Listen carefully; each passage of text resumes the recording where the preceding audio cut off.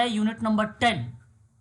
इस unit number 10 के question को भी हम लोग सॉल्व करेंगे यहाँ पे। यदि आगामी परीक्षा किंग जॉर्ज मेडिकल यूनिवर्सिटी में प्रश्न बनेगा तो कुछ इसी तरीके के बनेंगे। ये हम लोग अभी लास्ट में जिक्र करेंगे इसके संदर्भ में। साथ ही साथ यहाँ पर भी हम लोग फिजियोलॉजी के संदर्भ में बात करेंगे और इस पीडीएफ में भी आप लोगों को मिल जाएगा कंटेंट या क्वेश्चंस पेपर। ठीक है, तो आज समझिए ये लास्ट क्लास है इसके संदर्भ में। फिर हम लोग जैसे विटामिन्स के बारे में हो जाएगा, सिंड्रोम हो जाएंगे, ये भी हम लोग एक एक करके डेली डिस्कस करेंगे। ठीक है, कोई ना कोई एक टॉपिक ले लेंगे सप्ताह में 1 या 2, बाकी दिन जो है आप लोगों की प्रैक्टिस चलेगी। तो सवाल यहाँ पर यह है कि जनरल प्रिंसिपल ऑफ, देख रहे हैं, फिजियोलॉजी है ना, फिजियोलॉजी मानव शरीर कैसे कार्य करता है, इसका अध्ययन जीवन की मूल इकाई या मूल संरचना के रूप में कोशिका, भौतिक और रासायनिक नियमों के अनुप्रयोग और विकास, पदार्थ परिवर्तन, संरचना कार्य संबंधी भूमिका इत्यादि चीज़ों के बारे में हम लोग यहाँ पर देख सकते हैं। जैसे कि आपके सामने लिखा हुआ है कि फिजियोलॉजी जीवित जीवों के कार्य करने के तरीके का अध्ययन करता है। फिजियोलॉजी सीधा सीधा कार्य यानी फंक्शन से रिलेट कराता है, ये आप ध्यान में रख सकते हैं। फंक्शन से यानी एक्टिविटी, यानी मानव शरीर कैसे कार्य करता है, इसका यह स्टडी फिजियोलॉजी के अंतर्गत देखने को मिलता है ना। फिर कहता है कि यहाँ पे अगर हम लोग जिक्र करते हैं तो हमारे सामने एक शब्द आता है होमियोस्टेसिस। ये एक शब्द है ना। इसके बारे में थोड़ा सा जानना अत्यंत आवश्यक है। ये जो होमियोस्टेसिस शब्द लिखा हुआ है, ये किसी जीव या कोई पारिस्थितिकीय तंत्र यानी इकोलॉजिकल सिस्टम है ना। होमियोस्टेसिस का मतलब है या किसी जीव या कोई पारिस्थितिकीय तंत्र की स्थिरता को बनाए रखने की बात करता है। ये है ना, बनाए रखने की बात करता है। इस क्रिया को आप जरूर ध्यान में रखेंगे। इसी को कई नाम से जाना जाता है। अगर इंग्लिश में पूछा जाएगा तो परीक्षा में यही लिखा रहेगा।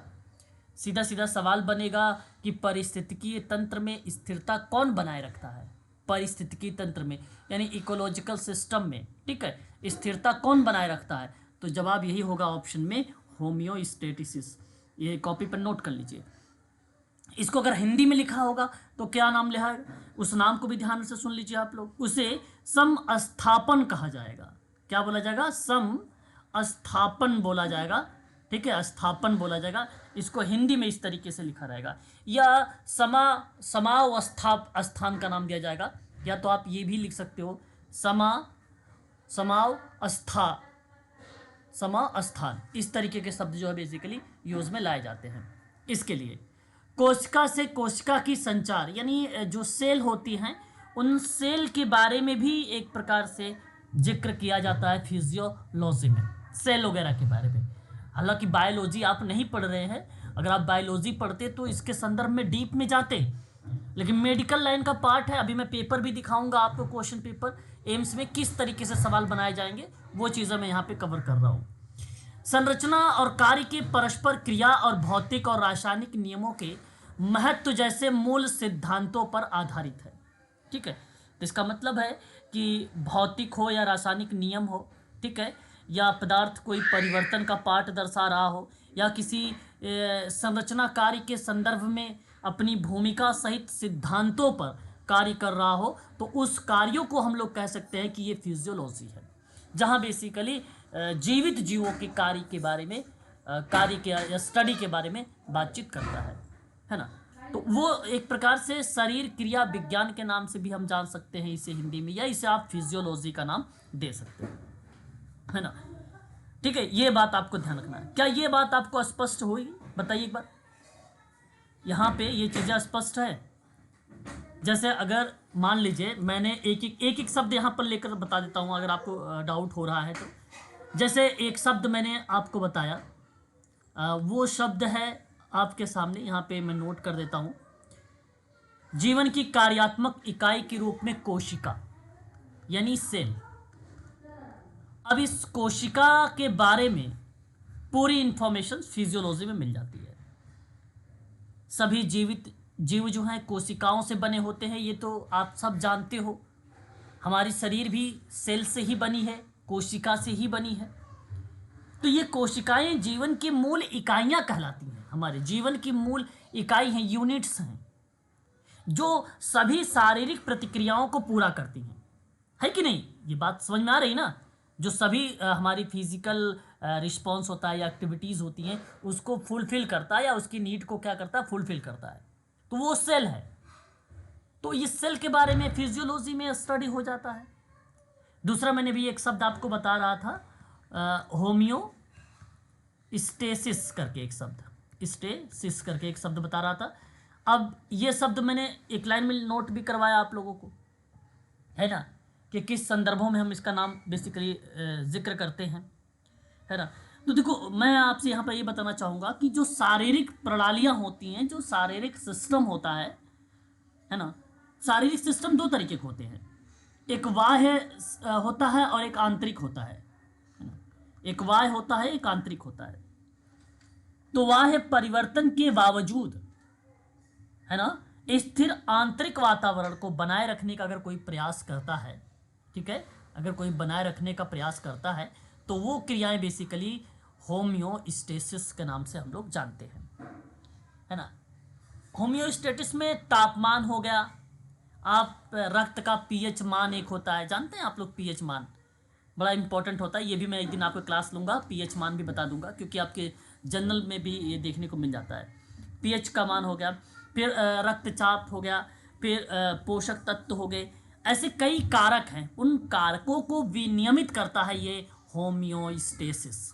ये शब्द यहाँ पर रिप्रेजेंट होता है। उसके बाद मैंने अभी आपको बताया एक शब्द और था, भौतिक। ये जितने शब्द मैं यहाँ पे नोट कर रहा हूँ, ये सभी शब्द फिजियोलॉजी के अंतर्गत आते हैं, ये बात जरूर ध्यान रखिएगा। तो एक होता है भौतिक और एक होता है रासायनिक, है ना।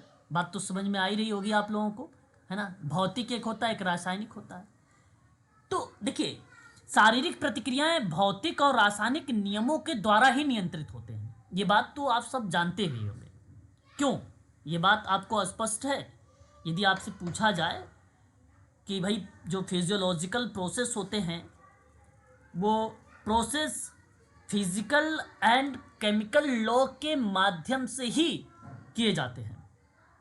इसे कहीं कहीं फिजिकल लॉ कहा जाता है, तो कहीं कहीं इसे केमिकल लॉज का भी नाम दिया जाता है ना। लॉज मीन्स नियम होता है, एक प्रकार से रूल रेगुलेशंस, नियम, उन चीज़ों को दर्शाता है ये, ठीक है। उसके बाद मैंने एक शब्द और आपको बताया था, विकास या अनुकूलन शब्द। ये भी बड़ा इंपॉर्टेंट है फिजियोलॉजी में, विकास और अनुकूलन। विकास का मतलब होता है डेवलपमेंट, अनुकूलन का मतलब होता है एडॉप्टेशंस। ये शब्द भी आता है ना, फिजियोलॉजी के अंतर्गत। तो मानव शरीर अन्य जीवों की तरह विकास का एक उत्पाद है, जिसकी संरचना हो गई या जिसका कार्य हो गया, है ना, वो पर्यावरण के अनुकूल दर्शाने की बात करता है। तो विकासवादी इतिहास को समझने में हम लोगों को शारीरिक प्रणालियों के डिज़ाइन और कार्य को समझने में मदद करता है। कोई भी अगर टास्क हो रहा है, शारीरिक कोई क्रियाएं हो रही हैं, तो जो उसकी संरचनाएं हैं, जो उसके बेसिकली अविकल्प हैं, उन चीज़ों को समझने में बड़ा मदद करता है ये फिजियोलॉजी। इसलिए डेवलपमेंट और एडॉप्टेशन का पार्ट बेसिकली आ जाता है वातावरण के अंतर्गत, ठीक है। तो उस क्रिया में ये एक अहम रोल अदा करता है फिजियोलॉजी। एक मैंने कहा था पदार्थ या एनर्जी। पदार्थ का मतलब होता है पदार्थ या एनर्जी का मतलब होता है ऊर्जा, परिवर्तन। ये शब्द बेसिकली देखने को मिलता है। तो शरीर पदार्थ और ऊर्जा को शरीर सामग्री में परिवर्तित करता है और शारीरिक कार्य करता है। तो जैसे ही शारीरिक कार्य हो गया, मतलब फंक्शन हो गया, तो इसका मतलब ये फिजियोलॉजी का पार्ट बन गया। जैसे इसमें क्या हुआ कि पाचन हो गया, श्वसन हो गया, मांसपेशी हो गया, ऐसी बहुत सारी प्रक्रियाएं हैं। उन प्रक्रियाओं को शामिल किया जाता है फिजियोलॉजी के अंतर्गत। ठीक है, ये चीज़ें ध्यान रखना है आप लोगों को। फिजियोलॉजी आपसे परीक्षा में पूछा जा सकता है, फिजियोलॉजी मात्रात्मक है कि गुणात्मक है। तो मैं आप सबसे कहूँगा कि आप आपसे अपने कॉपी पर नोट कर लीजिए, इन केस अगर आपसे सवाल बन जाए, क्योंकि ये थोड़ा सा प्रश्न में वास्तविकता दिख रही है। तो फिजियोलॉजी मात्रात्मक है ना कि गुणात्मक है। ठीक है, ये शब्द थोड़ा सा ध्यान में रखिएगा, आईएमपी यहाँ पे मैं नोट कर देता हूँ। ठीक है, तो ये मात्रात्मक है। शारीरिक जो प्रक्रियाएं हैं, उन प्रक्रियाओं को मापा जा सकता है या परिमाणित किया जा सकता है, इसलिए इसको मात्रात्मक कहा गया है। इसमें ना शारीरिक घटनाओं का बड़ा सटीक विश्लेषण किया जाता है। जो शारीरिक घटनाएं हैं, जो शरीर के माध्यम से जो भी घटनाएं घटित होती हैं या उनके बारे में जो भी हमें समझना है, बड़ी सटीक जानकारी देता है और बड़ी सटीक विश्लेषण करता है, तो वह रीज़न है मात्रात्मक। तो इसलिए फिजियोलॉजी मात्रात्मक के पार्ट है, ना कि आप यहाँ पर कहेंगे गुणात्मक का। ठीक है, तो ये शब्द थोड़ा सा आप लोगों को यहाँ पे ध्यान में रखना होगा परीक्षा के लिए। मैं चाहूँगा कि ये जो मैंने पॉइंट नोट किए हैं, ये पॉइंट आपके लिए इम्पॉर्टेंट बन सकते हैं। ठीक है, तो क्लियर रहेगा इतनी बातें। एक बार अगर क्लियर है तो फिर स्पष्टीकरण करें प्लीज़ एक बार, तो फिर मैं आगे बढ़ूँगा। एक बार स्पष्ट करें। ओके, चलो बहुत अच्छी बात है। एक प्रिंसिपल्स ऑफ जनरल फिजियोलॉजी की एक किताब आई थी, सन 1960 में आया था, जो आपके सिलेबस में ही लिखा है हालांकि, प्रिंसिपल ऑफ जनरल फिजियोलॉजी है ना, पासमोर, आर पासमोर एक विद्वान थे जिन्होंने सन 1960 में इस किताब को प्रकाशित किया था। तो जिसमें बेसिकली जो शारीरिक संरचनाएं होती हैं, उन शारीरिक संरचनाओं के बारे में पूरी डीप में परिचर्चा की गई थी। ठीक है, तो ये चीज़ें थी, इसके बारे में आप जरूर ध्यान में रखेंगे प्लीज़। आगे बढ़ते हैं, अगले पॉइंट पे रुक करते हैं। तो यहाँ शरीर क्रिया विज्ञान के प्रमुख सिद्धांतों को अधिक विस्तृत विवरण दिया गया है। जैसे एक एक शब्दों को लेकर हम थोड़ा सा चर्चा कर लेते हैं। जैसे मैंने अभी आपको थोड़ा सा मोटा मोटा बताया भी था कि होमियोस्टेसिस क्या होता है, इसके बारे में अब थोड़ा सा हम यहाँ पर पढ़ भी लेते हैं कि इसका क्या रोल है यहाँ पे। ठीक है, आगे बढ़िए। देखिएगा, मैंने आप सबको एक चीज़ बताया भी है अभी कि किसी जीव या पारिस्थितिकी तंत्र में जो स्थिरता बनाए रखने की बात करता है, याद होगा, वो होमियोस्टेसिस कहलाता है। मैंने आंतरिक और बाह्य जैसे पर्यावरण को भी रिलेट कराया। तो देखिए यहाँ पे शारीरिक जो प्रणालियां हैं, बाह्य परिवर्तन के बावजूद स्थिर आंतरिक वातावरण बनाए रखने का प्रयास करती है, तो वो होमियोस्टेसिस कहलाती है। तापमान हो गया, पीएच हो गया, द्रव्य संतुलन हो गया, जैसे कारकों को विनियमित करना भी इसके अंतर्गत शामिल किया गया है। एग्जाम्पल के तौर पे रक्त जो है शर्करा के स्तर हो गया, और शरीर के तापमान हो गया, और इलेक्ट्रोलाइट सांद्रता का विनिमय हो गया। ये चीज़ें बेसिकली एग्जाम्पल के तौर पर या उदाहरण के तौर पर रखा गया। मेरे कहने का मतलब ये है कि आप नोट करना चाहते हैं, नोट कर लीजिए कि शरीर का तापमान नियंत्रित करता है ये होमियोस्टेसिस। ठीक है, ये पॉइंट है एक तरह से। रक्त शर्करा का स्तर जो है नियंत्रित होता है। ये जो एक शब्द यहाँ पे लिखा हुआ है रक्त शर्करा, ये बेसिकली ब्लड शुगर लेवल की बात कर रहा है। ये ब्लड शुगर लेवल की बात कर रहा है ना। उसको भी ये क्या करता है, कंट्रोल में रखता है, या एक प्रकार से आप कह सकते हो नियंत्रित रखता है।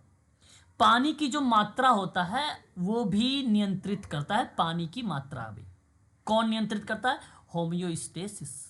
ठीक है, अनावश्यक या अतिरिक्त या कोई विषैली पदार्थ है तो उन विषैली पदार्थों का शरीर से बाहर निकालने में भी एक अहम रोल अदा करता है होमियोस्टेसिस। ठीक है, ये बात जरूर ध्यान रखिएगा। होमियोस्टेसिस कैसे काम करता है, थोड़ा सा इसके वर्क पर भी या इसके फंक्शन पर भी हम लोग बात कर लेते हैं, ये कैसे काम करता है। देखिए, शरीर में मौजूद बहुत सारे सेंसर्स होते हैं। उन सेंसर के माध्यम से परिवर्तनों का पता लगाया जा सकता है, चेंजेस का। ये सेंसर ना सूचनाओं को नियंत्रण केंद्र को भेजते हैं। नियंत्रण केंद्र होमियोस्टेसिस को बनाए रखता है और प्रभावी अंगों को क्या करता है, निर्देश देता है, डायरेक्शन देता है। और ये अंग शरीर में संतुलन को बनाए रखने में मदद करता है। तो अगर होमियोस्टेसिस सफल है, सक्सेस है, बेटर है, सही तरीके से कार्य हो रहा है, तो भाई सिंपल है कि जीवन जारी है। अगर यह असफल हो जाए, क्या, होमियोस्टेसिस, है ना, तो जीव की आपदा या मृत्यु हो सकती है। ये बात जरूर ध्यान रखिएगा। और सिंपल बात, अगर कोई शरीर का अंग काम ही नहीं करेगा तो ऐसी चीज़ें हो सकती है ना। तो वो शरीर के फंक्शंस को जहाँ पे रिलेट कराया जाता है, उसी क्रिया में बेसिकली होमियोस्टेसिस का नाम दिया जाता है। तो ये बात आप लोगों को ध्यान में रखना है, परीक्षा के लिए इंपॉर्टेंट है। शरीर के अंदर की सभी जो कार्य प्रणालियाँ होती हैं, उनके बीच में ना कोऑर्डिनेशन बनाए रखने का जो काम करता है, वो कहलाता है होमियोस्टेसिस। बस इतनी बात आप ध्यान रखिएगा, ठीक है, काफ़ी इंपॉर्टेंट था ये। दूसरी क्रिया में हम लोग बात करते हैं तो हमारे सामने एक और पॉइंट इंपॉर्टेंट के रूप में आता है, जहां हम बात कर रहे थे आपको सेल के बारे में। तो एक शब्द है यहाँ पे, कोशिका से कोशिका की संचार, यानी सेल टू सेल कम्युनिकेशंस, है ना। देखिए, ये कोशिका से कोशिका संचार कह लीजिए, या आप इसे कोशिकीय संचार कह लीजिए, या सेल कम्युनिकेशन कह लीजिए, है ना। अब हालांकि सेल तो एक दो है नहीं, सेल तो असंख्य में है ना। तो एक प्रकार से ये मल्टी सेल्स जीवों में कोशिकाओं के कार्यों को कोऑर्डिनेट के लिए आवश्यक होते हैं, है ना। कोशिकाओं के जो कार्य होते हैं, उन कार्यों के समन्वय के लिए या कोऑर्डिनेट के लिए आवश्यक होते हैं, जो सेल के बीच जो है संप्रेषित संकेतों के माध्यम से वृद्धि, विकास, है ना, जैसी प्रक्रियाओं को सक्षम बनाने में एक अहम रोल अदा करता है। जैसे कि आपके सामने लिखा भी है कि कोशिकाएं विभिन्न तंत्रों के माध्यम से एक दूसरे से संवाद करती हैं, जिसमें रासायनिक संकेत, हार्मोन हो गया, न्यूरोट्रांसमीटर हो गया, और शारीरिक संपर्क हो गए, ये चीज़ें शामिल की गई हैं। और संचार जो है शारीरिक क्रियाओं के समन्वय, देखिए, कोऑर्डिनेशन के लिए बड़ा महत्वपूर्ण होता है। तो इन संदर्भ में ये कोशिकाओं का रोल बेसिकली देखने को मिलता है, यानी सेल का रोल, ठीक है। तो ये चीज़ ये भी आपके लिए इंपॉर्टेंट बन जाएगा यहाँ पर। उसके बाद संचार और कार्य का संबंध, यानी स्ट्रक्चर और कार्य संबंध। किसी अंग या ऊतक की संरचना उसके कार्य से घनिष्ठ रूप से संबंधित होता है। किसी अंग या ऊतक का जो संरचनाएं होती हैं, वो किसी टिश्यूज वगैरह का, वो किसी कार्य से घनिष्ठ रूप से संबंधित होती हैं या उससे जुड़ी होती हैं। जैसे एग्जाम्पल के तौर पे हृदय की संरचना उससे प्रभावी ढंग से रक्त पंप करने की अनुमति देती है। तो वो क्या है, वो संरचना उसके कार्य के संबंध को बता रही है। तो ये क्रियाएं भी फिजियोलॉजी के ही अंतर्गत आएगा, ठीक है। तो ये चीज़ भी आपको ध्यान रखना है इसके संदर्भ में। एंड भौतिक और रासायनिक क्रियाएं या नियम, अभी मैं आपको थोड़ा सा इसके बारे में डिस्कस भी कर रहा था, बताया भी है। तो ये क्या है, ये शारीरिक प्रक्रियाएं भौतिक और रासायनिक विज्ञान के नियमों द्वारा नियंत्रित होता है। एग्जाम्पल के तौर पे एक पार्ट यहाँ पे शामिल किया गया है इसके संदर्भ में, कि कोशिका झिल्लियों के आर पार पदार्थों की गति हो गया, एंजाइम अभिक्रियाएं हो गई, ऊष्मागतिकीय के नियम हो गए, ये चीज़ें इसके अंतर्गत शामिल किए गए हैं। भौतिकी और रासायनिक प्रयोगशाला, या अधिक विशेष रूप से भौतिक और रासायनिक प्रयोगशाला का प्रयोग बेसिकली या नियमों का यूज़ किया जाता है। यह एक ऐसी सुविधा है जिसका उपयोग पदार्थ अक्सर खाद्य उत्पाद या भौतिक या रासायनिक गुणों का विश्लेषण करके प्रतिक्रियाओं और प्रयोगों पर बल देता है। प्रतिक्रियाओं और या प्रयोगों पर बेसिकली बल देता है। तो एक एग्जाम्पल के तौर पे यहाँ पे देखो, एक एग्जाम्पल लिया भी गया है, समझाया जा रहा है आपको कि झिल्लियों के आर पार पदार्थों की गति को लेकर, या एंजाइम अभिक्रियाओं को लेकर, या ऊष्मागतिकीय नियम को लेकर, या कोशिका क्रिया के संदर्भ में। कोशिका क्रिया के संदर्भ मतलब सेल के संदर्भ में। तो कोशिका झिल्ली पदार्थों को छानने का मतलब समझ रहे हैं ना आप, छानना मतलब जैसे अलग करने के संदर्भ में, या परिवहन करने में मदद करती है। तो ये पार्ट बन जाता है आर पार के पदार्थों की गति में। एंजाइम रासायनिक प्रतिक्रियाओं को गति देता है और ऊष्मा गतिकी के नियम ऊर्जा के रूपांतरण का उपयोग को बेसिकली नियंत्रित करता है। तो कोशिका झिल्ली, जिसे प्लाज्मा झिल्ली भी कहा जाता है, कोशिका झिल्ली को क्या बोला जाता है? आपने सुना भी होगा, अगर पढ़ा होगा बायो वगैरह, तो नहीं पढ़ा है तो आप सुन लीजिए। यहाँ पर कोशिका झिल्ली को ही हम लोग प्लाज्मा झिल्ली भी कहते हैं। यह बेसिकली जो झिल्ली है, ये एक प्रकार की जो कोशिका के अंदर के वातावरण को बाहर के वातावरण से अलग करती है, वो चीज़ें दर्शाती है एक प्रकार से प्लाज्मा झिल्ली, वो दर्शाती है प्लाज्मा झिल्ली। अब इसके गति बेसिकली कई टाइप के होते हैं, है ना। जैसे अगर एक शब्द आता है इसमें यूज़ होता है मेडिकल लाइन में, बेसिकली एंड्रोसाइटोसिस, एंड्रोसाइटोसिस करके एक शब्द यूज़ होता है। और ये जो शब्द है, ये कोशिका के अंदर पदार्थों को लेने की क्रिया करता है। अब परीक्षा में सवाल बनेगा कि भाई जो सेल के अंदर के पदार्थ होते हैं उसको लेने की प्रक्रिया को क्या हम नाम देंगे? तो एंडोसाइटोसिस का नाम देंगे। ये चीज़ ध्यान रखिएगा, ये अंदर। और अगर आपसे बाहर पूछ ले तो बाहर वाली कंडीशन में, जैसे कोशिका के बाहर पदार्थों को निकालने की प्रक्रिया में क्या नाम देते हैं? तो ये एंडो है और वो होगा फिर एक्सोसाइटोसिस। तो ये दो शब्द हैं, परीक्षा में इससे भी सवाल बन सकता है मे बी। तो मैं चाहूँगा ये दोनों शब्दों के बारे में भी थोड़ा सा आप ध्यान में रखें इस चीज़ को, ठीक है। तो ये पार्ट हो गया। आगे अगर हम बात करते हैं, देखो विकास मैंने भी आपको बताया हुआ था, डेवलपमेंट और एडोप्टेशन या इवोल्यूशन का नाम भी हम यहाँ पे ले लेते हैं कभी कभी।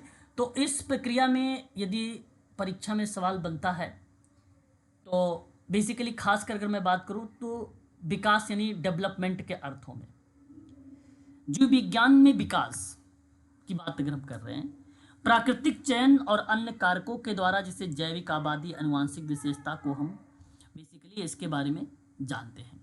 तो सभी जीवित जीवों की तरह मानव शरीर की भी विकास का एक उत्पाद है। विकासवादी दबाव ने हमारे शरीर पर संरचना और कार्यप्रणाली को जीवित रहने और प्रजनन क्षमता को बढ़ाने के लिए आकार दिया है। तो इस क्रिया में इसका नाम देखने को मिलता है। सिंपल शब्दों में इसकी एक परिभाषा बनती है कि विकास वो प्रक्रिया है जिसके द्वारा जीवों की आबादी समय के साथ बदलती है और आनुवंशिक संरचना में परिवर्तन भावी पीढ़ी तक पहुंचाती है। तो एक सिंपल परिभाषा के रूप में ये चीज़ें आप ध्यान में रख सकते हैं, ठीक है। उसके बाद आता है हमारे सामने अन्य प्रमुख सिद्धांत, कुछ अन्य भी प्रिंसिपल्स। ये जो आप लाइन से पढ़ रहे थे प्रिंसिपल्स का पार्ट था। अन्य प्रिंसिपल्स के परिप्रेक्ष्य में अगर हम लोग बात करते हैं तो जैसे जीवन की कोशिकीय आधार, भाई तो सिंपल बात है, ये सभी बच्चों को मालूम भी होगा कि जीवन का जो सबसे महत्वपूर्ण रोल होता है वो कोशिका का ही होता है। तो कोशिकाओं के आधार पर जीव को दो प्रकार के होते हैं, ऐसा बताया गया कोशिका के आधार पर। तो ठीक है, जीव दो प्रकार के। तो उस क्रिया में आप एक नाम दर्शा सकते हैं प्रोकैरियोटिक, एक शब्द ये दर्शा सकते हैं प्रोकैरियो, जो है कैरियोटिक का नाम एक, और दूसरा नाम दर्शा सकते हैं यूकैरियोटिक का नाम, ये दूसरा नाम दर्शा सकते हैं, ठीक है। अब समझना कि जो प्रोकैरियोटिक होता है ना, ये कोशिकाओं में, ठीक है, कोशिकाओं में बेसिकली हमें देखने को मिलता है कि ये छोटी और सरल क्रिया के रूप में रिप्रेजेंट होता है और इसमें बहुत कम क्रियाएं बेसिकली देखने को मिलती हैं या पदार्थ बहुत कम देखने को मिलता है जो प्रोकैरियोटिक होता है। इसमें बैक्टीरिया और प्रोकैरियोटिक कोशिका वाले ही जीव पाए जाते हैं, इसलिए इसका नाम ही दर्शाया गया प्रोकैरियोटिक का नाम। और जो यूकैरियोटिक कोशिकाएं थी, ये सेल में नाभि में, मतलब ये कोशिकाओं में नाभिक होता है, ये कोशिकाओं में नाभिक होता है। अब ये ध्यान रखिए, ये नाभिक नहीं होता है, ये नाभिक नहीं होता है, ये चीज़ ध्यान रख सकते हैं। ये बेसिकली जटिल होता है, अधिक अव्यवस्थित होता है, लेकिन ये प्रोकैरियोटिक व्यवस्थित होता है, ठीक है, ये चीज़ें आप ध्यान में रख सकते हैं इसके संदर्भ में। तो प्रोकैरियोटिक कोशिकाओं में कई प्रक्रियाएं होती हैं उसमें जो उन्हें जीवित रखने की अनुमति देती है। बैक्टीरिया के कई अलग अलग आकार भी होते हैं, ज़्यादातर गोलाकार या छड़ के रूप में हम देख भी पाते हैं, है ना। तो उस क्रिया में इसका नाम फिर देखने को मिलता है। दूसरा है कि कोशिका जीवन की मूल इकाई है और सभी शारीरिक क्रियाएं बेसिकली कोशिकीय स्तर पर होती हैं, ये बात सही है। तो इसी का ये आधार है। सिस्टम एकीकरण, समग्र स्वास्थ्य और कार्यप्रणाली को बनाए रखने के लिए विभिन्न अंग प्रणालियां मिलकर जो है बेसिकली काम करती हैं, वो सिस्टम एकीकरण का पार्ट माना जाता है। ऊर्जा रूपांतरण, मतलब शरीर स्वयं को बनाए रखने और अपने कार्यों को पूरा करने के लिए पदार्थ और ऊर्जा का रूपांतरण करती है, वो बेसिकली ऊर्जा परिवर्तन या रूपांतरण का पार्ट होता है। उसके बाद आता है अनुकूलन, जैसे शारीरिक प्रणालियां बदलती परिस्थितियों के अनुकूल या अल्पा अवधि या तीव्र अनुकूलन या दीर्घा अवधि दोनों में अनुकूलित हो सकती है। तो अनुकूलन जो शारीरिक क्रियाएं हैं बेसिकली प्रणालियां हैं, वो लंबे टर्म के लिए भी हो सकते हैं, शॉर्ट टर्म के लिए भी हो सकते हैं। क्रियाएं बेसिकली अनुकूलित होने के संदर्भ में अगर बात किया जाएगा तो वातावरण एक अहम रोल अदा करेगा। फिजियोलॉजी के ये बेसिकली प्रिंसिपल्स हैं, सिद्धांत हैं। एक है रक्षा फिजियोलॉजी। रक्षा फिजियोलॉजी को डिफेंस बेसिकली फिजियोलॉजी का नाम दिया जाता है, और ये भी बड़ा आसान है कि तनाव और खतरे के प्रति शरीर की प्रतिक्रिया, जैसे लड़ो और या भागो की जो प्रतिक्रिया आती है, वो रक्षा फिजियोलॉजी का पार्ट होता है ना। तो खतरों और तनाव के प्रति ना शरीर की जो शारीरिक प्रतिक्रियाएं होती हैं उसको संदर्भित करता है। खतरा और तनाव के प्रति जो भी शरीर की शारीरिक प्रतिक्रियाएं होती हैं उसको संदर्भित करता है, और इसमें जन्मजात और अनुकूलन प्रतिरक्षा प्रक्रियाएं बेसिकली देखने को मिलती है। ठीक है, तो रोग जनकों से रक्षा करने के संदर्भ में जब बात बन जाती है तो वो होम्योस्टेटिस का बन जाता है। ठीक है, और जहाँ क्रियाएं बेसिकली रक्षा के संदर्भ में या शरीर की प्रतिक्रिया के संदर्भ में बात हो रही हो तो वो बेसिकली रक्षा फिजियोलॉजी का पार्ट बन जाएगा। ठीक है, तो लड़ो या भागो प्रतिक्रिया यह एक प्रकार का एग्जाम्पल दिया गया है। इसका मतलब है किसी खतरे का सामना करने पर शरीर लड़ो या भागो प्रतिक्रिया शुरू कर देता है, जिसमें बेसिकली एक एंड्रोनालाइन और एक कार्टिसोल जैसे हार्मोन्स का स्राव होता है जो शरीर को क्रिया के लिए तैयार करता है। शरीर को क्रिया के लिए तैयार करता है। तो उस क्रिया के लिए क्या क्या हार्मोन्स होते हैं, परीक्षा में अगर बन जाए तो आप उसे नोट कर लीजिए। एंड्रालाइन जो है एंड्रानालाइन एक आएगा हार्मोन्स, और एक होगा कार्टियोसोल। ये दो प्रकार के हार्मोन होते हैं, याद रखेंगे। जैसे ये हार्मोन का जब स्राव होता है तो शरीर को क्रिया के लिए तैयार करता है। तो शरीर के लिए क्रिया मतलब करने के लिए लड़ो या भागो इस तरीके की चीज़ों के लिए वो तैयार करता है। ये एक प्रकार का रक्षा फिजियोलॉजी है। एक तनाव हार्मोन भी होता है। तनाव हार्मोन लंबे समय तक तनाव रहने में ना दीर्घकालिक सूजन आ जाता है, स्वास्थ्य समस्याएं बेसिकली भी देखने को मिल जाता है, तो वो तनाव हार्मोन का भी पार्ट माना जाता है। ठीक है, तो इस संदर्भ में आपको ये चीज़ें ध्यान रखना है, जैसे डिनाइल हो गया, दमन हो गया, टाल मटोल का उपयोग हो गया, ये सभी बेसिकली क्या है, रक्षा तंत्र का पार्ट है। ठीक है, आगे फिजियोलॉजी या शरीर क्रिया विज्ञान या जीवित जीवों के कामकाज का अध्ययन करता है। देखिए मैंने अभी बताया भी था, शारीरिक क्रिया या जीवित जीवों के कामकाज यानी फंक्शन का यह स्टडी करता है, जो जीव विज्ञान का एक उपविषय है। और फिजियोलॉजी में कोशिका, ऊतक या अंगों का कामकाज का अध्ययन होता है, या शरीर की बुनियादी कार्यों के पीछे के रसायन विज्ञान और भौतिकी का वर्णन भी करता है फिजियोलॉजी। यही है जनरल फिजियोलॉजी के प्रिंसिपल्स। ठीक है, ये तो आज के लिए बेसिकली ये टॉपिक था हमारा, ये इतना ही था। बाकी ये विटामिन्स हैं आपके यहाँ पे कुछ, और कुछ अन्य रोग के बारे में भी हम लोग अलग से यह स्टडी करेंगे। तो इससे पहले हम लोग थोड़ा सा क्वेश्चंस भी कर लेते हैं यहाँ पे। ठीक है, थोड़ा सा प्रश्न करेंगे, और टॉपिक के लिए इतना ही। आपका समझो कि यूनिट नंबर जो 10 है ये फिनिश हो चुका है, और विटामिन्स हो गया या अलग कोई बीमारीज वगैरह के बारे में अगर मैं डिस्कस कर रहा हूँ तो इसका मतलब है कुछ एडिशनल चीज़ें आप लोगों का प्रोवाइड कराऊंगा। ठीक है, तो सबसे पहले यहाँ पर एक सवाल है, HIV का अर्थ हमें बताना है, क्या अर्थ होता है यहाँ पर पूरा नाम, प्लीज़ एक बार आप जवाब दें। मानव प्रतिरक्षा वायरस ए। ओके, आप कह रहे हैं कि ऑप्शन नंबर ए होगा, जो कि यहाँ कि मानव वायरस, सर बी। हाँ विकल्प बी सही जाएगा, और ऑप्शन नंबर बी ही इस प्रश्न का करेक्ट जवाब होगा। यहाँ आपको 1 नंबर मिलते हैं जिन बच्चों ने इस प्रश्न को किया है। एड्स क्या है? एड्स क्या है? तो एक प्रकार का कैंसर है। क्या जीवाणु संक्रमण से होने वाली बीमारी है कि एचआईवी के कारण होने वाली स्थिति जो प्रतिरक्षा प्रणाली को कमजोर कर देती है, या एक अनुवांशिक? तो एड्स, जी सर। एड्स बेसिकली सर, अगर हम जवाब आपसे चाहते हैं तो इस प्रश्न का विकल्प ऑप्शन नंबर सी होगा। कौन सा विकल्प होना चाहिए? ऑप्शन नंबर सी जवाब यहाँ पे होगा। और ऑप्शन सी एचआईवी के कारण होने वाले, ठीक है, होने वाली जो स्थिति है उसकी प्रतिरक्षा प्रणालियों को यह कमज़ोर कर देती है। ये मैंने आपको अपनी कई बार क्लासेस में बताया है, लास्ट 2 क्लासेस में।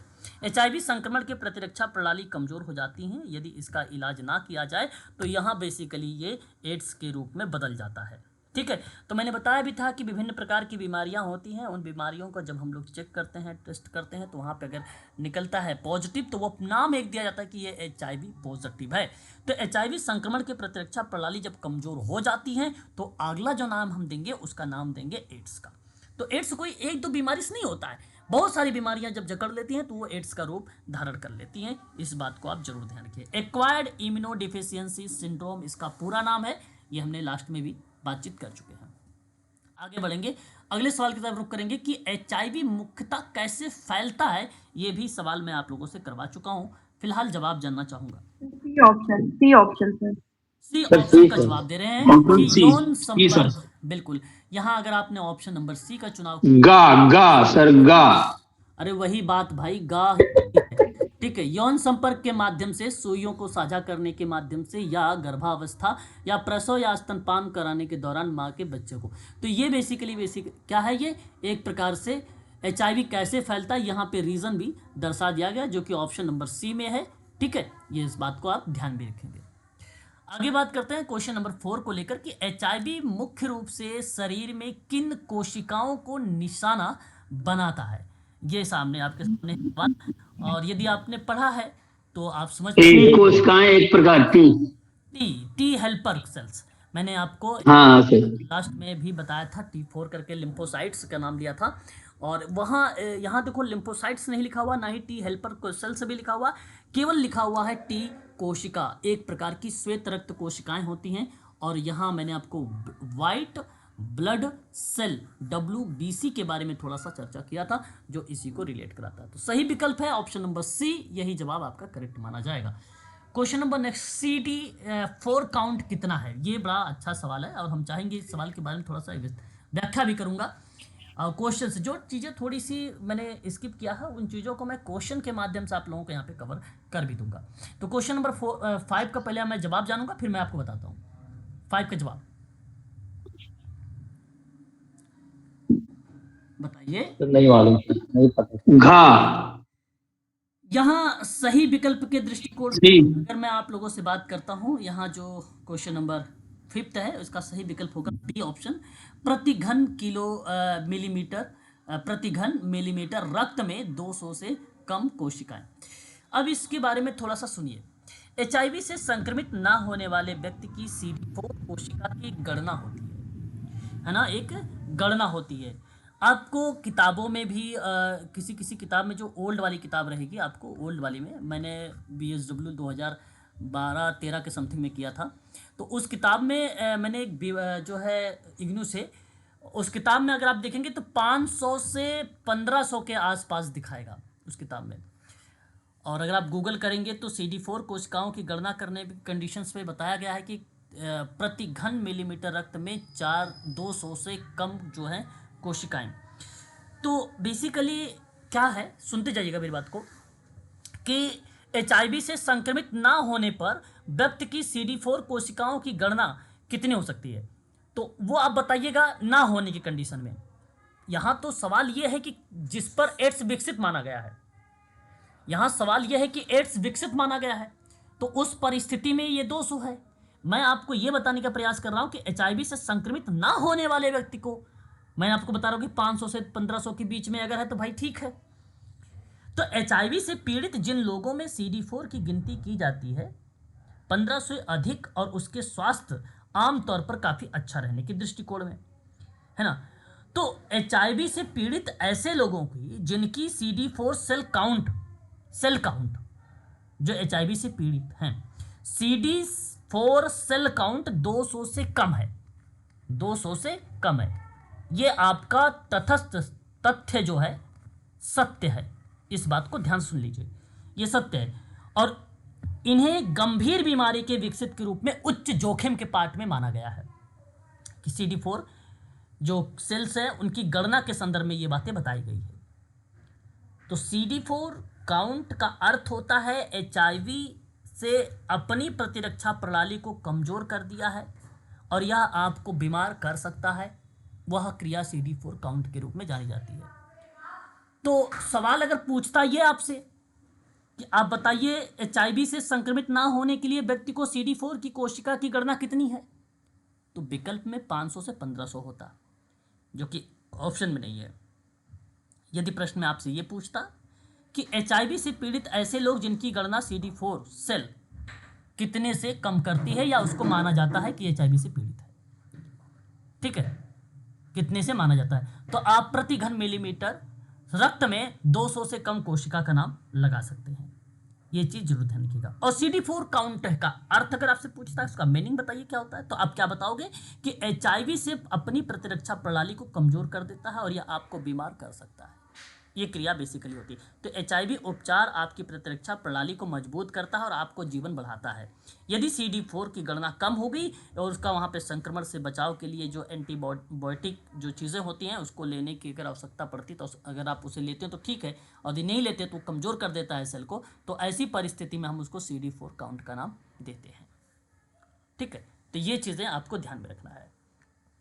इसके लिए सबसे बेटर एक थेरेपी होता है जिसका नाम हम देते हैं एंटी रेट्रोवायरल थेरेपी, है ना। ये बड़ा इंपॉर्टेंट थेरेपी होता है, उस थेरेपी को हम लोग प्रोवाइड कराते हैं। अगला सवाल हमारे सामने आता है कि HIV एड्स के संदर्भ में अवसरवादी संक्रमण का क्या अर्थ होता है। ये आपके सामने 4 जवाब हैं, विकल्प में आपको दिया गया है ABC के रूप में, आप उस विकल्प को चुनाव करें। क्वेश्चन नंबर 6 का सही विकल्प क्या होना चाहिए प्लीज। क्वेश्चन नंबर 6 का सही विकल्प बी होगा सर। बी होगा, बिल्कुल। अगर आप बी यहाँ पे कह रहे हैं, बिल्कुल आपने यहाँ पे सही जवाब दिया है कि HIV एड्स के संदर्भ में जब भी शब्द यहाँ पर बनाया जाए तो वो शब्द है अवसरवादी संक्रमण। अब समझने वाली बात यह है कि यहाँ जो इन्फेक्शंस या अवसरवादी संक्रमण के बारे में बात किया जा रहा है, पहले हमें ये जानना जरूरी कि ये होता क्या है, अवसरवादी संक्रमण होता क्या है। ये ना अवसरवादी संक्रमण वो संक्रमण होता है जो कमजोर प्रतिरक्षा प्रणाली वाले लोगों में होता है, जो कमजोर प्रतिरक्षा प्रणाली वाले लोग होते हैं उनमें ये पाया जाता है अवसरवादी संक्रमण। ये बेसिकली बैक्टीरिया, वायरस, कवक, परजीवी के कारण होता है अवसरवादी सिद्धांत। अवसरवादी संक्रमण का जो पार्ट आप देख रहे हैं ये बैक्टीरिया, वायरस, कवक और परजीवी के कारण होता है। जनरली ये कीटाणु स्वस्थ लोगों में बीमार का कारण नहीं बनता है। जनरली कीटाणु जो स्वस्थ लोगों में होता है उनमें ये बीमारी का कारण नहीं बनता है। कमजोर प्रतिरक्षा प्रणाली की बेसिकली एक प्रकार से इस परिस्थिति में जिसे आघात हो जाए, बदलाव हो गए जो है माइक्रोबायोम में, ठीक है, उस कंडीशंस में ये देखने को मिलता है अवसरवादी संक्रमण। तो अवसरवादी संक्रमण के बारे में ज़्यादा जानकारी के लिए बेसिकली डॉक्टरों से सलाह ली जाती है, ऐसा सोशल वर्कर उनको रेफर करते हैं। और यहाँ प्रतिरक्षा प्रणाली में कमजोर होने पर होने वाले जो संक्रमण है वही दर्शाता है केवल अवसरवादी संक्रमण को, और सही विकल्प ऑप्शन नंबर बी है। ये कई प्रकार के होते हैं, है ना। सल्मोनेला संक्रमण एक होता है, एक टीबी का नाम तो आपने सुना ही होगा, अवसरवादी संक्रमण के अंतर्गत ही टीबी भी आता है, टीबी, ठीक है, तपेदिक, ठीक है। एक होता है साइटोमेगालोआ वायरस आता है, वो भी इसी के अंतर्गत ही आता है, अवसरवादी संक्रमण के ही अंतर्गत आता है। ऐसे डिजीज है, बीमारी है। क्या HIV एड्स का कोई इलाज है? हाँ, ऑप्शन ए, इसका इलाज खोज लिया गया है। नहीं, इसका कोई इलाज नहीं है, लेकिन इसे दवा से नियंत्रित किया जा सकता है। उपलब्ध है? नहीं, इसका कोई इलाज नहीं। B sir. सही ऑप्शन।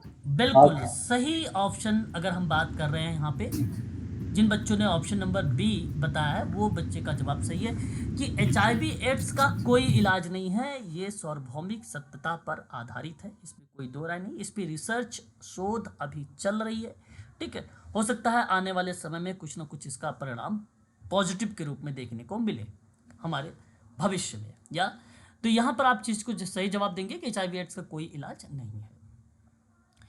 आगे हम बात सर इसके पहले बताया गया कोई जाइडो करके कुछ दवा उस पर खोज चल रही है। देखो इसके लिए बहुत सारी दवाएं हैं, बेसिकली उसको कंट्रोल में किया जाता है। हम लोग इसको क्या करते हैं, कंट्रोल में लाते हैं HIV एड्स को।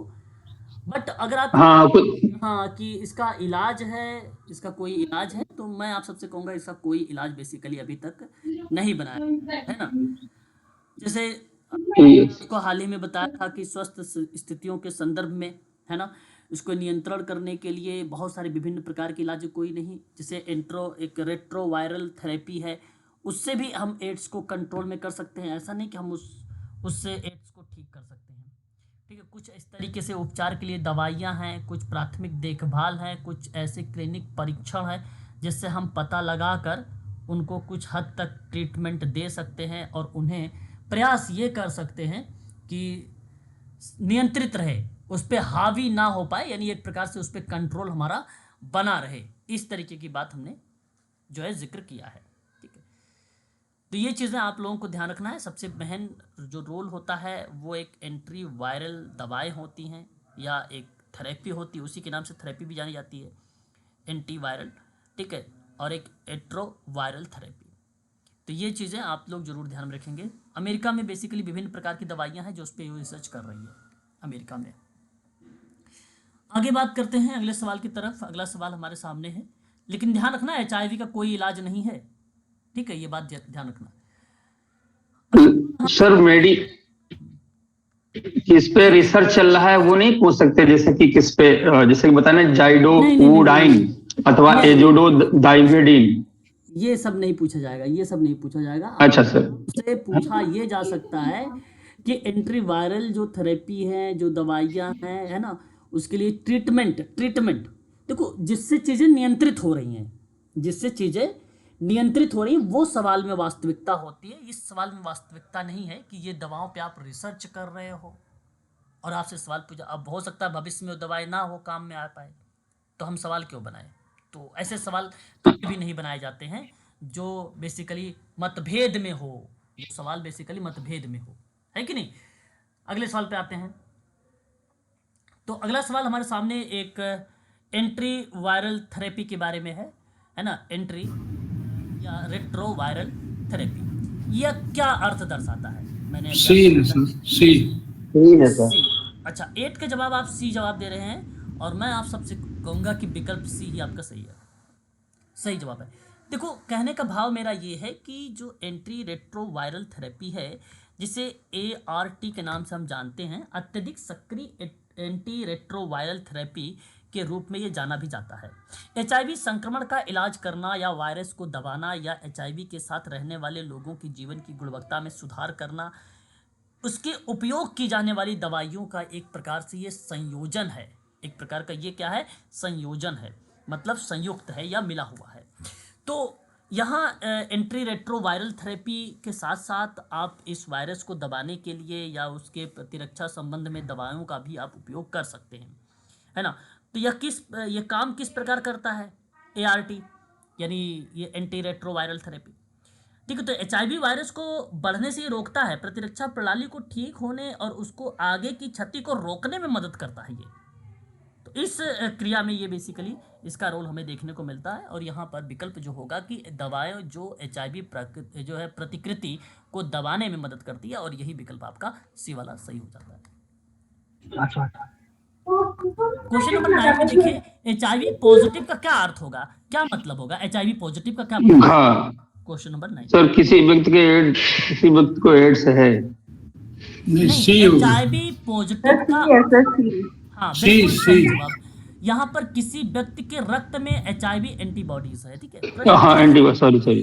प्रश्न को सही से पढ़ो, है ना। जल्दबाजी करोगे यहाँ तो चलो चल जा रहा है, लेकिन परीक्षा में, वहाँ कंपटीशन में अगर आप जल्दबाजी करेंगे तो सारे के सारे काम खराब कर देंगे आप। ठीक है, फिलहाल यहाँ पर आप ध्यान से सुनिए मेरी बात को कि HIV पॉजिटिव का जो मतलब दर्शाया गया है वो किसी व्यक्ति के रक्त में HIV एंटीबॉडीज है। ये पॉजिटिव का अर्थ है, ये पॉजिटिव का अर्थ है। तो किसी व्यक्ति के रक्त में HIV एंटीबॉडीज का पता लगाने का मतलब है कि उसका शरीर HIV वायरस के संपर्क में आ चुका है और उसमें इस वायरस के खिलाफ एंटीबॉडीज बनाना शुरू कर दिया है। अच्छा, एंटीबॉडीज क्या है? एंटीबॉडीज रोग से लड़ने वाले प्रोटीन होते हैं जो शरीर के HIV संक्रमण के जवाब में बनाता है, वो एंटीबॉडीज होता है। और इसका पता तो प्रतिरक्षा प्रणाली सर। प्लीज एक बार म्यूट रहिए। इसका पता कैसे लगाते हैं? तो एंटीबॉडीज परीक्षण के लिए या एंटीजन या एंटीबॉडीज परीक्षण रक्त में HIV एंटीबॉडीज का पता लगते ही ये बेसिकली पता चल जाता है कि भाई HIV पॉजिटिव है। HIV के संपर्क में आने के बाद एंटीबॉडीज दिखने में कुछ हफ्ते या महीने भी लग सकते हैं, है ना। तो एंटीबॉडीज का अगर आपने परीक्षण किया, सकारात्मक हुआ, तो शरीर HIV के संपर्क में आ चुका और एंटीबॉडीज का उत्पादन होने लगा। तो वही यहां पर HIV पॉजिटिव का अर्थ पूछा था, जो कि अर्थ ऑप्शन नंबर सी में था, और यही विकल्प आपका सही माना जाएगा। क्वेश्चन नंबर 10 कहता है कि एड्स का कारण बनने वाले वायरस का नाम क्या हो सकता है? यह विकल्प में आपकी द्वारा बी है सर। यहाँ सर बी का ऑप्शन। बिल्कुल सही जवाब है। एड्स का कारण बनने वाले वायरस का जो नाम दर्शाया गया है वो ऑप्शन नंबर बी को दर्शाया गया है, और बी ऑप्शन सही है आपका। हालांकि आप इस बात से रूबरू भी हैं कि मानव, है ना, मानव इम्यूनोडेफिशिएंसी वायरस, जिसको HIV कहते हैं आप लोग, एक वायरस है जो शरीर की प्रतिरक्षा प्रणाली को कमजोर कर देता है कि नहीं? इसमें तो कोई दो राय नहीं है ना। और HIV संक्रमित व्यक्ति में रक्त हो गया, वीर हो गया, योनि हो गया, तरल पदार्थ या स्तन के दूध के माध्यम से ये बेसिकली क्या हो सकता है? फैल सकता है। तो ये बेसिकली एक प्रकार से एड्स के कारण बढ़ने वाले वायरस का नाम दर्शाया गया है HIV। ऑप्शन नंबर बी में सही जवाब होगा, है ना। यहां तक बातें स्पष्ट हुई? क्या क्वेश्चन ऐसा लग रहा था कि जो आपको कंफ्यूज करे? ऐसा क्या लगा आपको कि HIV संक्रमण के संदर्भ में आपको मजबूर कर रहा है, बहुत ज्यादा परेशान कर रहा है प्रश्न? कुछ ऐसा लगा? बताओ। नहीं सर, नहीं सर। नहीं सर, ऐसा कुछ नहीं। सर नहीं। इसी प्रकार के प्रश्न आपके आगामी एग्जाम में भी देखने को मिलेंगे। अब हम बात करेंगे इस वाले पेपर को, जो एम्स दिल्ली का पेपर हुआ और उसमें ये सवाल बनाए गए। ठीक है, तो एक टफ टाइप का प्रश्न आपने ये देखा कि भाई सिंपल प्रश्न देखा। अब थोड़ा सा हम लोग लेवल समझो ऊपर कर रहे हैं, ऊंचा कर रहे हैं। तो उस प्रक्रिया में यदि प्रश्न बन रहा है तो किस तरीके से जवाब देना है, जरा बड़े ध्यान से। प्रश्न जल्दबाजी बिल्कुल नहीं करिएगा, ठीक है रवि? बहुत जल्दबाजी करते हो। तो केवल प्रश्न को मैं जो पढ़ रहा हूं उसको ध्यान से सुनना है। प्रश्न आपके सामने है कि भारत में एड्स की रोकथाम और नियंत्रण के लिए रणनीतिक योजना 8वीं पंचवर्षीय योजना के तहत शुरू की गई। राष्ट्रीय एड्स नियंत्रण संगठन नाको का गठन किस वर्ष किया गया? प्रश्न में तो केवल नाको अगर लिख देता तो मेरे हिसाब से सही हो जाता, लेकिन आपको कंफ्यूज करने के लिए इस प्रश्न को इतना लेंदी बना दिया कि भारत में एड्स की रोकथाम के लिए एक रणनीति बनाई गई। वो उस समय 8वीं पंचवर्षीय योजना चल रही थी। तो बताइए, राष्ट्रीय एड्स नियंत्रण संगठन का गठन किस वर्ष हुआ? ये बेसिकली नाको के बारे में बात कर रहा है। सवाल केवल नाको के बारे में है ना। सवाल इसी के संदर्भ में है, केवल आपको कंफ्यूज करने के लिए लेंदी बनाया गया है। हम चाहेंगे कि आप कंफ्यूज ना हो, तो केवल कीवर्ड को समझो कि राष्ट्रीय एड्स नियंत्रण एक संगठन है जो 1992 में बनाया गया था। पहला राष्ट्रीय एड्स नियंत्रण कार्यक्रम जो चलाया गया था वो 1992 से लेकर 1999 तक चलाया गया था। उद्देश्य मात्र इतना था कि HIV संक्रमण के प्रसार को नियंत्रित करना, ये इसका मोटो था। राष्ट्रीय एड्स नियंत्रण कार्यक्रम जागरूकता फैलाने के संदर्भ में, रक्त सुरक्षा संदर्भ में ये बात करता है। तो भारत में एड्स की रोकथाम और नियंत्रण के लिए राष्ट्रीय एड्स नियंत्रण संगठन का गठन किया गया सन 1992 में, और जब पहला राष्ट्रीय एड्स नियंत्रण कार्यक्रम चलाया गया तो वह 1992 से लेकर 1999 तक चलाया गया था। पहला सवाल इसमें दो बनते हैं कि बताइए ये कार्यक्रम कब से कब तक चलाया गया था। तो कार्यक्रम 1992 से लेकर 1999 तक चलाया गया था। तो ये थोड़ा सा नाको के बारे में मैं बात कर रहा था। नाको, NACO, इसका तो एक तो पूरा नाम पूछा जा सकता है। हालांकि ये मैं सवाल आपको करवा चुका हूं जब अभी एजेंसी वगैरह पढ़ा रहा था उसके नियंत्रण के लिए, एड्स के लिए, कल परसों में शायद मैं सर पढ़ाया। National AIDS control programme. National AIDS control organisation. हाँ, ये आपको ध्यान रखना है। ठीक है, अब सवाल ये पूछेगा कि आप बताइए राष्ट्रीय एड्स और नियंत्रण कार्यक्रम को भारत में कब शुरुआत किया गया। ऐसे भी सवाल बन जाएगा तो भी आप 1992 लगाएंगे। ठीक है, तो ये आपका पहला सवाल बहुत ही आसान था, यानी आप इसे आसानी से कर लेते हैं।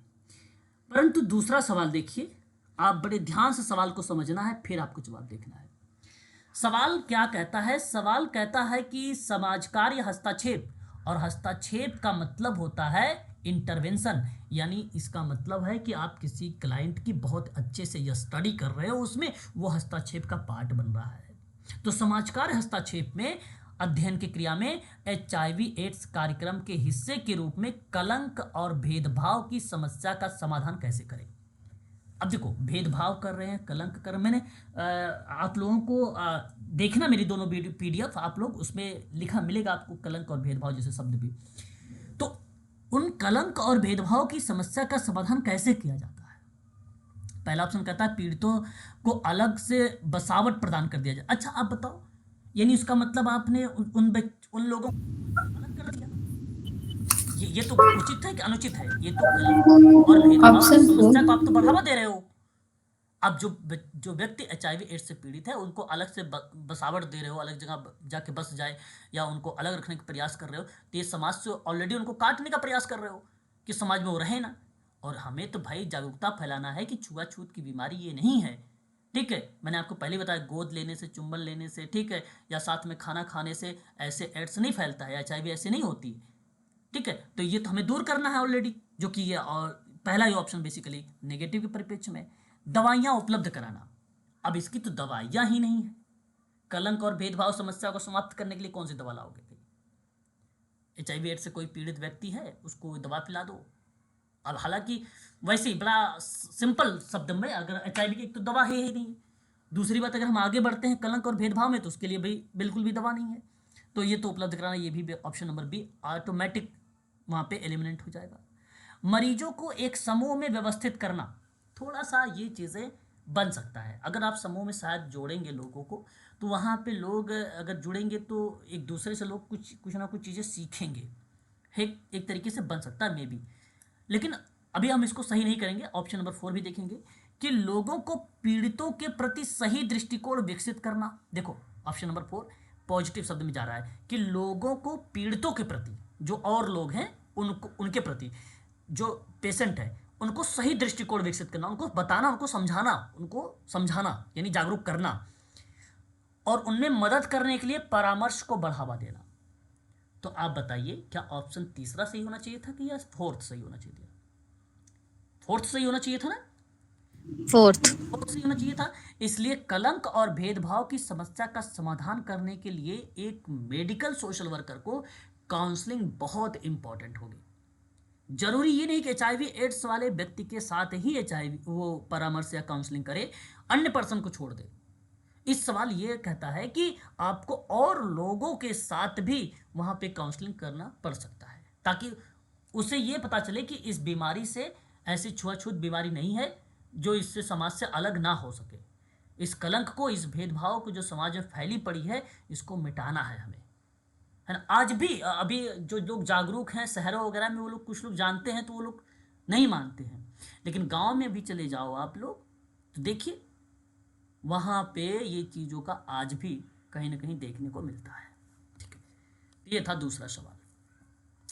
अच्छा, अब हम लोग आज के लिए इतना ही रखते हैं। कल अब हम लोग प्रैक्टिस करेंगे और इस टॉपिक को यानी इस प्रश्न को, जो बचे हुए प्रश्न हैं, इस पे हम अच्छे से डीप में आप लोगों से चर्चा करेंगे, ठीक है ना।